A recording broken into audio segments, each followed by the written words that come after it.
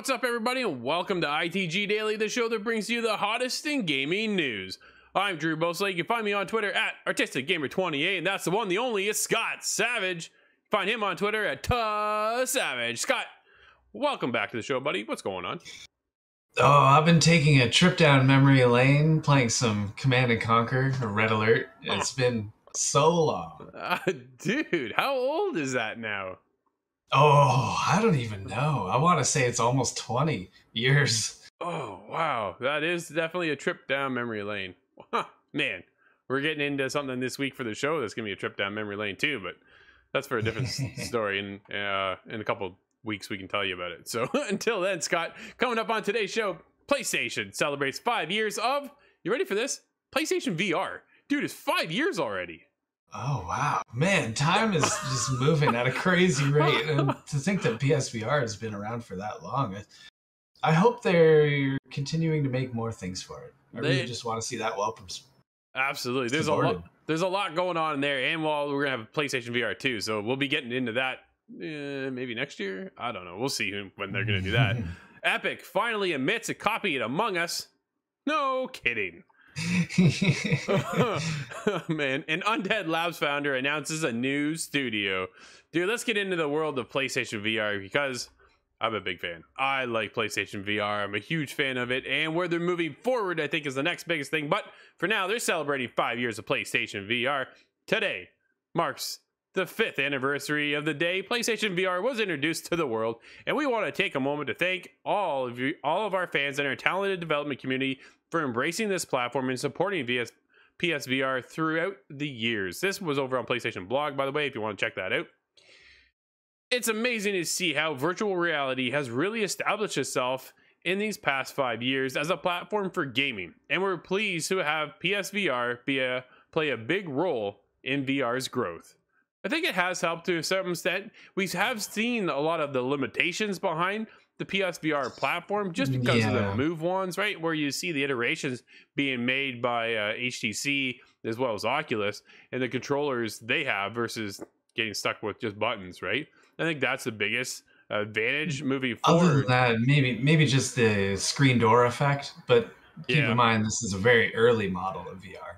Well, that's the biggest thing, right? When they announced PlayStation VR, Scott, they said this is like launching PlayStation 1 again, in a sense, right? Where they're going to start building now year after year or generation after generation, I guess in this case, how they move from PSVR 1 and how they jump into PSVR 2. And what we've seen so far, Scott, is already impressive. It's leaps and bounds for PSVR 2 versus what we've seen with PSVR 1. They're already talking about bringing in haptic feedback for this thing. The controllers are completely redesigned, which is the biggest highlight. And of course, we're going to have better fidelity, better graphical power, and all that screen door effect kind of taken care of. A lot more technology advancements we've seen since the original PlayStation VR launch. So happy birthday to them over at PlayStation VR, dude. Happy and super excited. But did you know there are more than 500 games for that platform?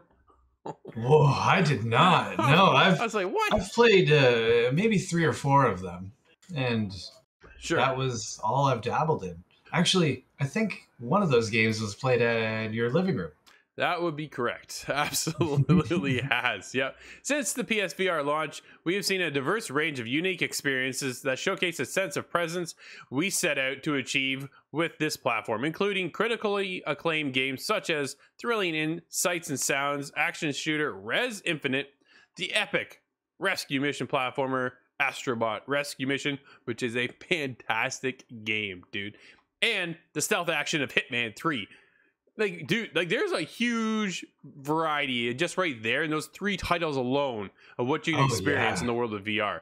Don't forget when we saw Hitman 3 with a VR option to it, that just blew my mind. Wasn't that cool? Yeah, that was something else. I never thought we would see Hitman. Like, I thought maybe we'd see a stealth game. We played stealth games in VR, but never mind Hitman being one of those games. Dude, I have yet to play that in VR just because I picked up the game on, well, we were sent codes for review on Xbox. But I really would like to see what it feels like to play Hitman in VR. I wonder how well that works. Like, what would your favorite method of dispatching an enemy be, do you think? Dude, pushing them over a ledge would be incredible. I was thinking much more violent. I'm sure you were. Screwdriver. Can you throw it? That's brutal. Okay. Oh, that's a good question. Okay, so if you, dude, if you play Hitman, right, you know you can throw anything from a knife to an axe to you name it. You can throw whatever you want. Yeah, exactly, right? The problem is, and this is one of the biggest problems I experience alone in VR games, is when you throw something, the mechanic behind that throw absolutely sucks. It never goes where you want to throw it, right? So you'll wind up and you throw it just like you would throw a baseball. But dude, you look down, it's like right there at your feet. I'm like, whoa, come on. So I don't know. We'll see if that changes. But dude, here's some of the, with more than 500 games and experiences available on PSVR, they want to take a look back at some of the games over the 5 years. Dude, that's 100 experiences, we'll call it. Right? Because if you play Batman Arkham... I'm trying to think what that game's called. Batman Arkham... I don't know. It's Batman VR anyways. But it's an experience, right? Because it's only a couple hours long. It's not a full game. It's not like you get into Half-Life Alyx, as an example. Right? So there's a lot of cool games. But the most played PlayStation VR games globally were Rec Room... That's a bit of a shock. I'm not certain I've seen that. Beat Saber, no surprise. Well, there. that makes sense. Yeah, absolutely. PlayStation VR Worlds, The Elder Scrolls 5 Skyrim, VR, and Resident Evil 7 Biohazard.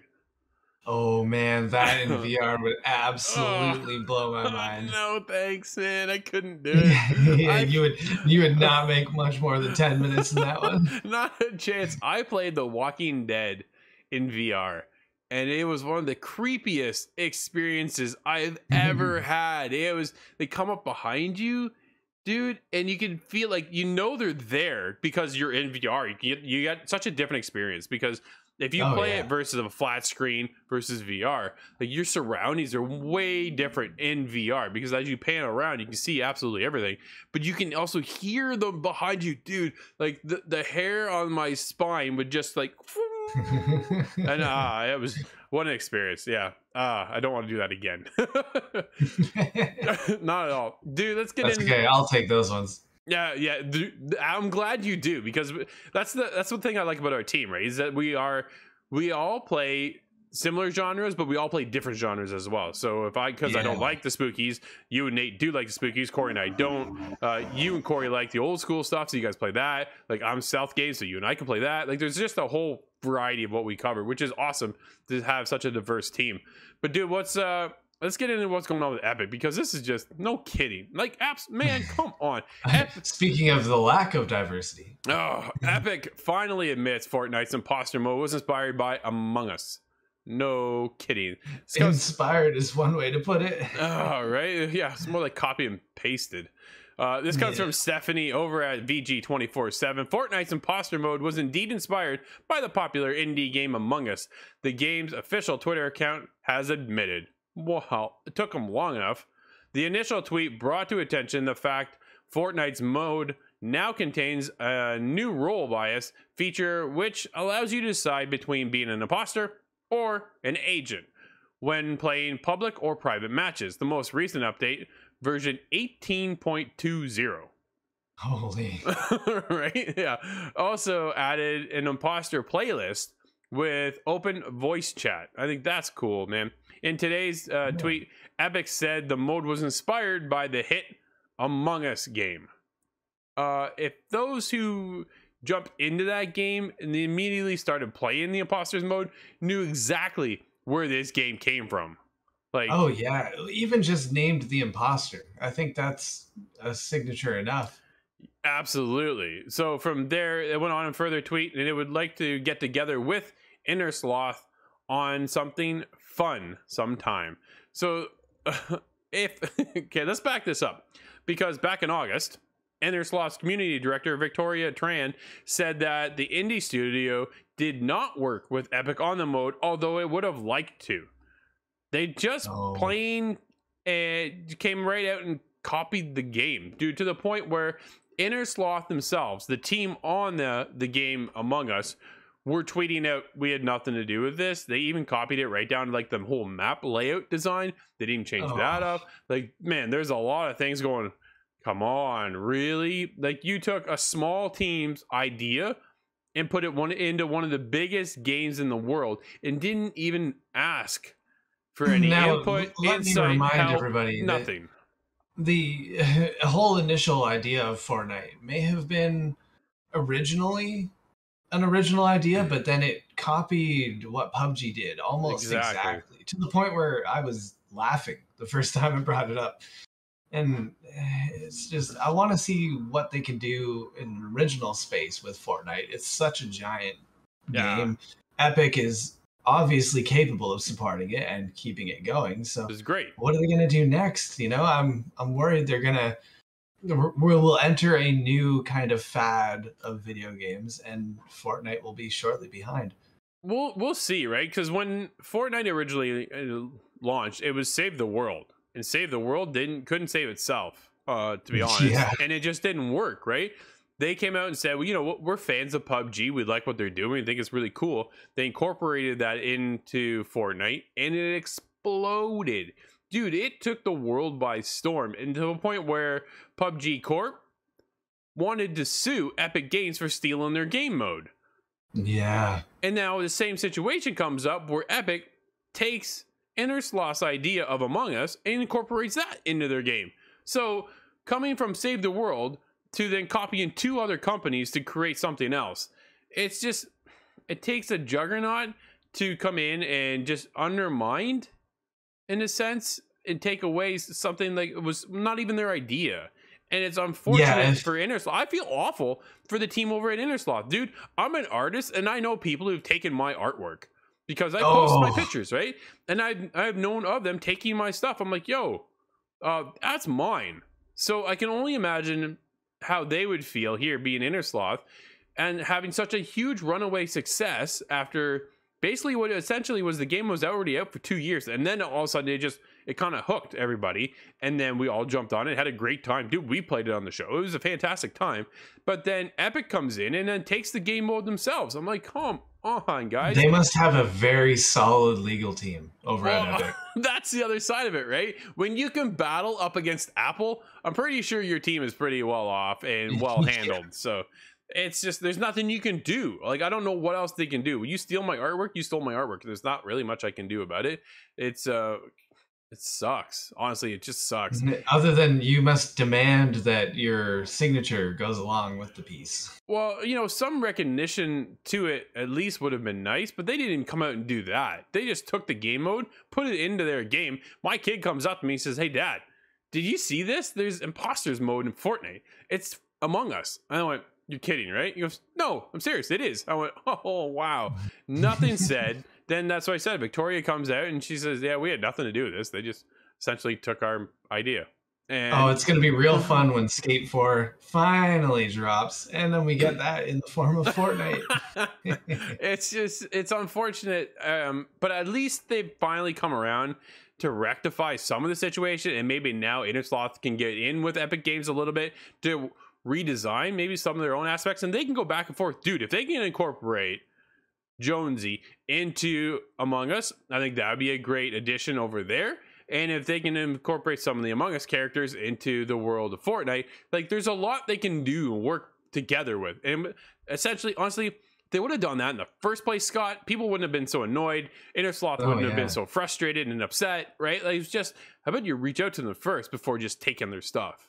Oh, a good resolution perhaps would be if they help Innersloth come up with a Battle Royale mode. Now, I know that sounds pretty silly, but it would be 2-dimensional from the top, so that maybe it has its own space there. Maybe. Anything's possible, and when you got pockets as deep as Epic, it really does help make anything possible. So we'll see what happens with the future of Innersloth and Epic Games and Fortnite, because there's a lot now that could, hopefully, if they've opened up the doors, because as you see on the screen right now, there's a whole Twitter feed going back and forth between the two.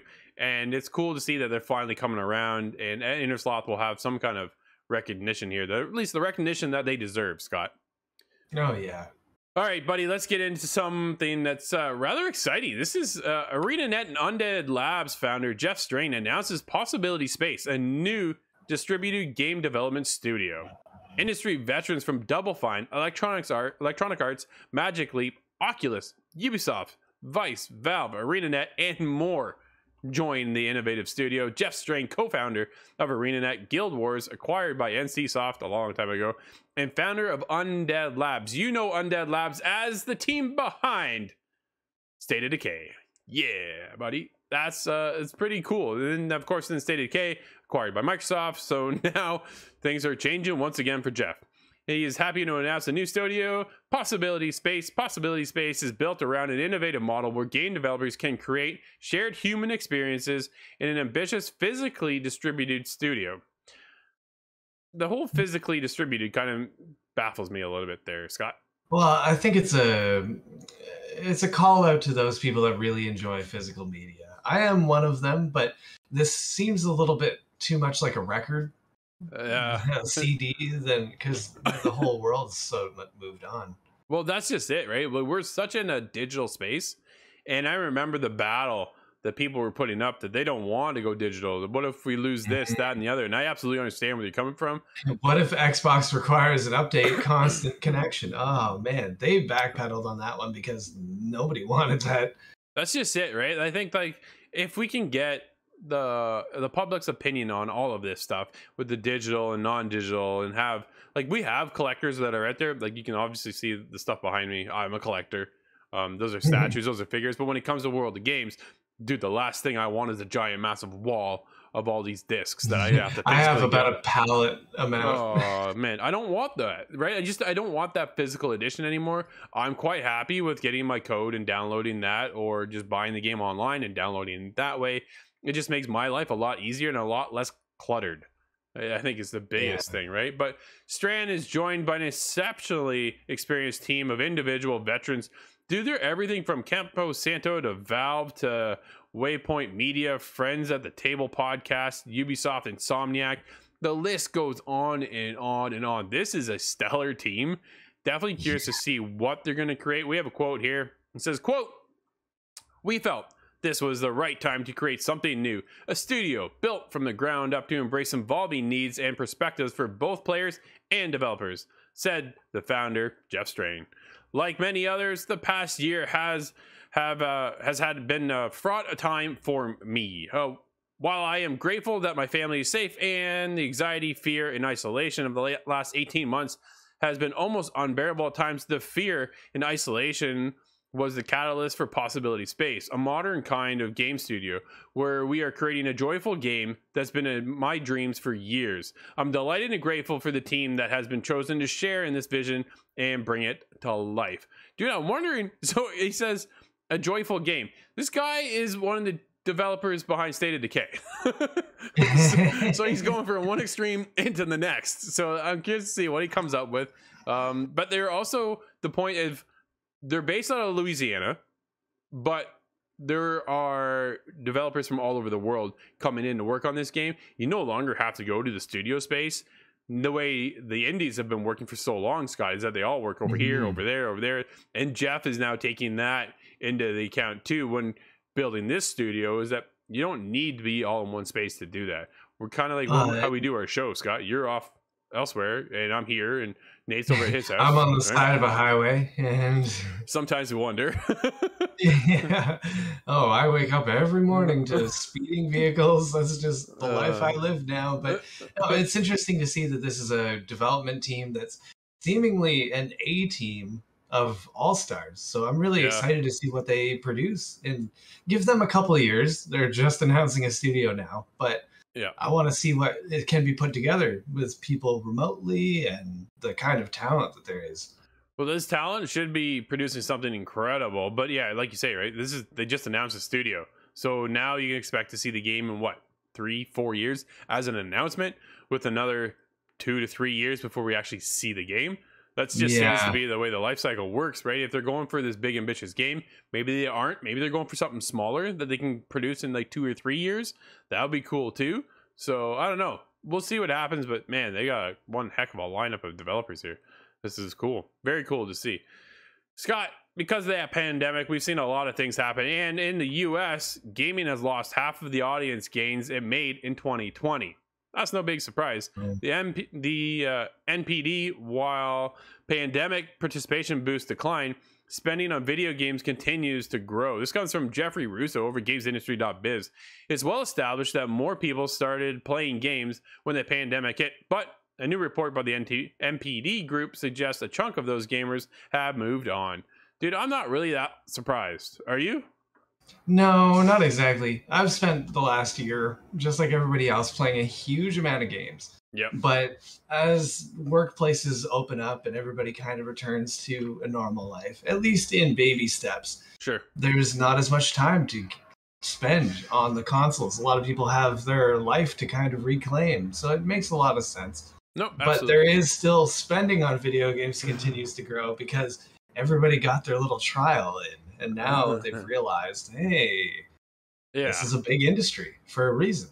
Absolutely. According to the NPD's 2021 Evolution of Entertainment report, 2020 saw the number of Americans playing games jump from 73 to 79%. However, this year, that figure has backslid to 76%. So it's still up, Scott, right? Not completely down to where it was, but it did go up.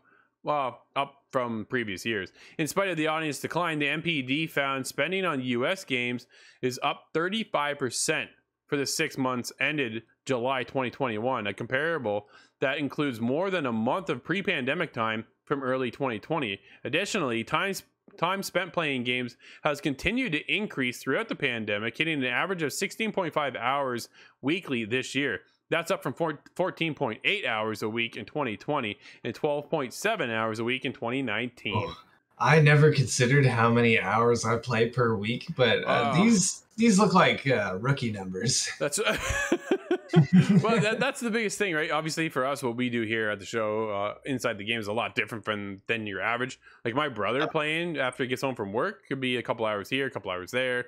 But for us, like this is what we do. We play a lot of games in a week, and I was spot picked for my habits of playing all these video games. Yes, my gamer score is about 250,000, so I'm long since been the guy playing video games most of my day. Yeah. Other than having a responsibility to take care of. Oh, of course, right? But yeah, to see it decline a little bit, not really that surprising. The world is starting to slowly get back to normal. But until then, Scott, why don't we move on to what games are out for today?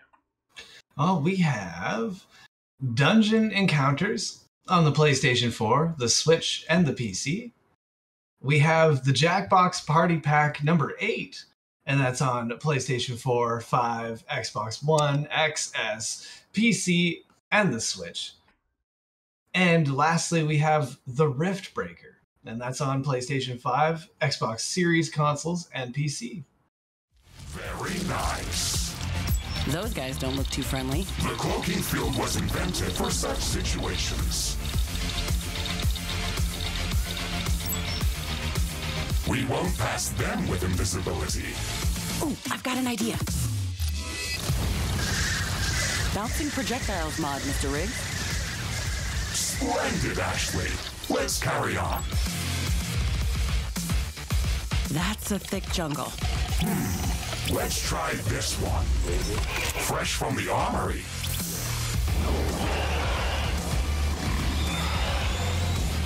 I guess they didn't expect that. A huge enemy swarm is surrounding our base. We need to go back. Okay, rift jump to base. The first attack is coming from the east. Okay, let's leave some presents for our guests. Not a bad show at all. Scott, it is almost the weekend. You got any games you're looking to play this weekend? Well, I'm probably going to have a hard time putting Command & Conquer down. But other than that, there's been a few interesting review games that I can't get into now, but I'm looking forward to it. Yeah, we definitely have some good stuff coming up on the show. A couple more ideas, things people should be definitely taking a look for. Of course, you can always follow us over at the official ITG on Twitter. Make sure you stay in tune with what's going on there. Catch the shows over at InsideTheGame.ca, podcast services, and TV streaming networks around the globe. Until tomorrow, everybody, it's almost the weekend. We're almost there, ready to move on. I'm Drew, that's Scott, and we'll see everybody else tomorrow inside the game.